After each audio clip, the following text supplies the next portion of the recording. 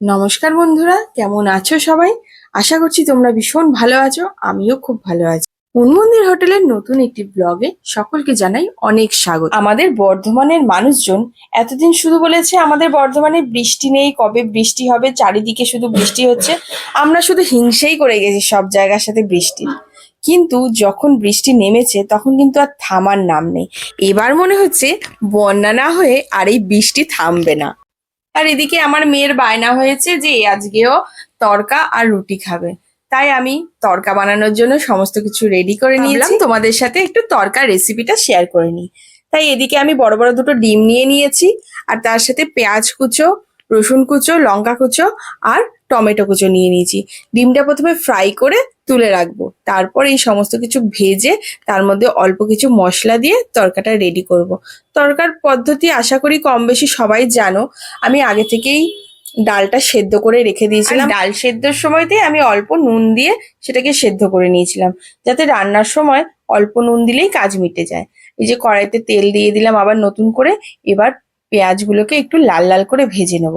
যখন পেঁয়াজটা লাল লাল করে ভাজা হয়ে যাবে, রসুনটা একটু হালকা ভাজবো, তাই রসুনটা আমি পরে দেব। আমার তরকাতে হালকা রসুনের ফ্লেভারটা থাকলে ভীষণ ভালো লাগে। তাই রসুনের ফ্লেভারটা যাতে থাকে সেরকম ভাবেই আমি রসুনটাকে হালকা করে ভাজবো। আমার মতো কারা আছো যারা এই রসুনের ফ্লেভারটা পছন্দ করো? অবশ্যই কমেন্ট করে কিন্তু জানিও। আর তার সাথে এটাও জানিও যে আমার ভিডিও তোমাদের কেমন লাগছে। এই কদিনে তোমাদের কাছ থেকে অনেক ভালোবাসা পেয়েছি। আর অনেক বন্ধু আছেন যারা আমাকে কমেন্ট করছেন যে দিদিভাই আপনার দোকানটা কোথায়। আমার দোকানটা হচ্ছে বর্ধমানে।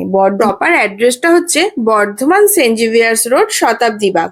কেউ যদি আসতে চাও আমার দোকানে, অবশ্যই আমি নাম্বারটা দিয়ে দিলাম, ফোন করে আসতে পারো। যদি অ্যাড্রেস বুঝতে না পারো আমি অবশ্যই গাইড করে দেবো। আরো একটা প্রশ্নের উত্তর দিয়ে দিই, যারা জানতে চাইছো কোন স্টেশনে নামতে হবে, আমাদের কিন্তু প্রপার বর্ধমানেই আমাদের দোকান। তো তোমরা কিন্তু প্রপার বর্ধমান স্টেশনেই মানে বর্ধমান জংশনেই নামবে।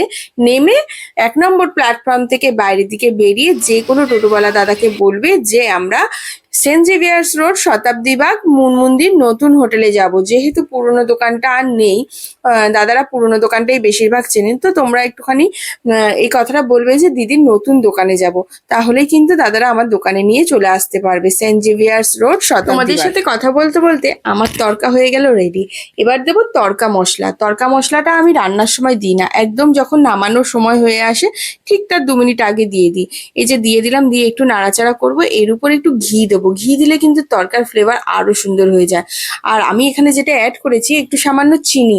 তোমরা তোমাদের স্বাদ মতো দিলে দিতে পারো, না দিলে না দিতে পারো। অনেকে চিনি পছন্দ করো না, আমাদের আবার একটু রান্নাতে চিনি হলে স্বাদটা যেন বেড়ে যায় সেরকম মনে হয়। আর এই যে আমি একটু টেস্ট করে দেখে নিচ্ছি যে ঠিকঠাক পরিমাণ দেয়া হয়েছে নাকি সবকিছু। তো দেখে নিলাম যে একবারে ঠিকঠাক পারফেক্ট, আর কিন্তু বেশি নুন লাগেনি যেহেতু সেদ্ধর সময়তে নুনটা দিয়ে দিয়েছিলাম। আর এদিকে আমি একটুখানি সকালের চিকেন ছিল সেটাকে একটু গরম করে নিলাম। যদি ভালো লাগে অবশ্যই কিন্তু বাড়িতে মাস্ট ট্রাই করো, খুব সুন্দর হয়েছিল খেতে। নিজে বানিয়েছি বলে বলছি না, সত্যি ভীষণ সুন্দর হয়েছিল। যে কোনো রুটি দিয়ে কিন্তু এই তড়কাটা দারুণ লাগবে। আটার রুটিও নিতে পারো অথবা রুমালি রুটি হলে তো জমে যায়। আমি যেহেতু ঘরে বানিয়েছিলাম, রুমালি রুটি বানাতে পারবো না, তাই ঘরোয়া রুটি বানিয়ে নিয়েছিলাম। মুসুর পাপার কিন্তু সত্যি ভীষণ ভালো লেগেছে এই তড়কাটা। তো তোমাদের কেমন লাগলো আজকের ভিডিও অবশ্যই কমেন্ট করে জানিও। যারা এখনো আমার চ্যানেলটি সাবস্ক্রাইব করনি আর দেরি কিসের, চটপট সাবস্ক্রাইব করে ফেলো। এরপর আসতে চলেছে সুন্দরবনের দারুণ একটা নতুন ভিডিও। বর্ষায় সুন্দরবনের প্রাকৃতিক রূপ এবং খাবার দাবার জমিয়ে ইলিশ উৎসব তোমাদের সাথে সমস্তটাই শেয়ার করব। আজকের ভিডিও এখানেই শেষ করছি। টাটা।